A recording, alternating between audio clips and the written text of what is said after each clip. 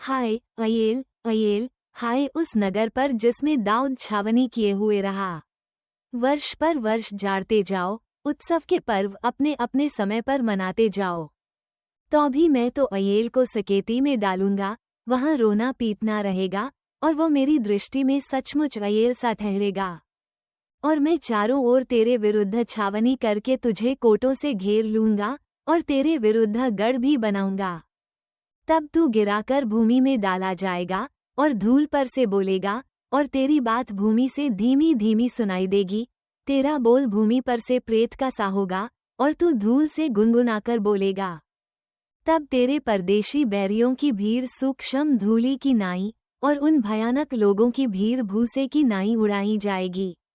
और सेनाओं का यहोवा अचानक बादल गरजाता, भूमि को कंपाता और महाध्वनि करता, बवंडर और आंधी चलाता, और नाश करने वाली अग्नि भड़काता हुआ उसके पास आएगा।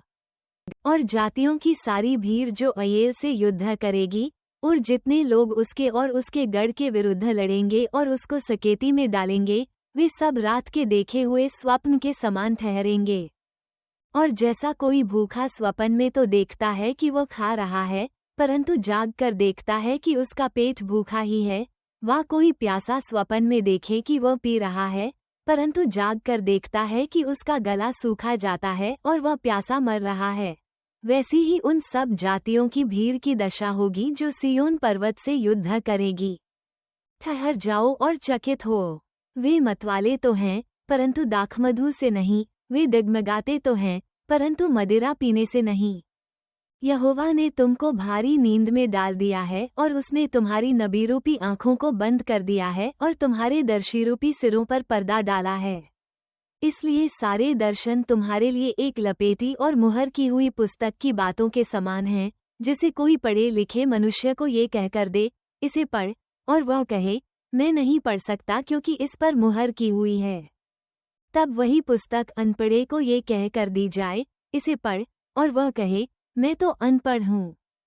और प्रभु ने कहा, ये लोग जो मुँह से मेरा आदर करते हुए समीप आते परंतु अपना मन मुझसे दूर रखते हैं, और जो केवल मनुष्यों की आज्ञा सुन सुनकर मेरा भय मानते हैं, इस कारण सुन, मैं इनके साथ अद्भुत काम वरन अति अद्भुत और अचंभे का काम करूँगा। तब इनके बुद्धिमानों की बुद्धि नष्ट होगी, और इनके प्रवीणों की प्रवीणता जाती रहेगी। हाय उन पर जो अपनी युक्ति को यहोवा से छिपाने का बड़ा यत्न करते, और अपने काम अंधेरे में करके कहते हैं, हमको कौन देखता है, हमको कौन जानता है। तुम्हारी कैसी उल्टी समझ है। क्या कुम्हार मिट्टी के तुल्य गिना जाएगा? क्या बनाई हुई वस्तु अपने कर्ता के विषय कहे कि उसने मुझे नहीं बनाया, वह रची हुई वस्तु अपने रचने वाले के विषय कहे कि वो कुछ समझ नहीं रखता। क्या अब थोड़े ही दिनों के बीतने पर लबानोन फिर फलदाई बारी न बन जाएगा, और फलदाई बारी जंगल न गिनी जाएगी? उस समय बहिरे पुस्तक की बातें सुनने लगेंगे, और अंधे जिन्हें अब कुछ नहीं सूझता, वे देखने लगेंगे। नम्र लोग यहोवा के कारण फिर आनंदित होंगे, और दरिद्र मनुष्य इस्राएल के पवित्र के कारण मगन होंगे।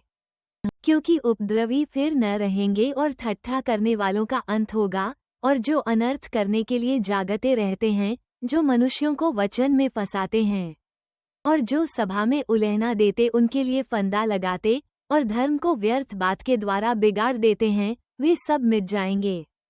इस कारण इब्राहिम का छुड़ाने वाला यहोवा याकूब के घराने के विषय यूं कहता है, याकूब को फिर लज्जित होना न पड़ेगा, उसका मुख फिर नीचा न होगा। क्योंकि जब उसके संतान मेरा काम देखेंगे जो मैं उनके बीच में करूँगा, तब वे मेरे नाम को पवित्र मानेंगे, और इस्राएल के परमेश्वर का अति भय मानेंगे। उस समय जिनका मन भटका हो वे बुद्धि प्राप्त करेंगे, और जो कुड़कुड़ाते हैं वो शिक्षा ग्रहण करेंगे।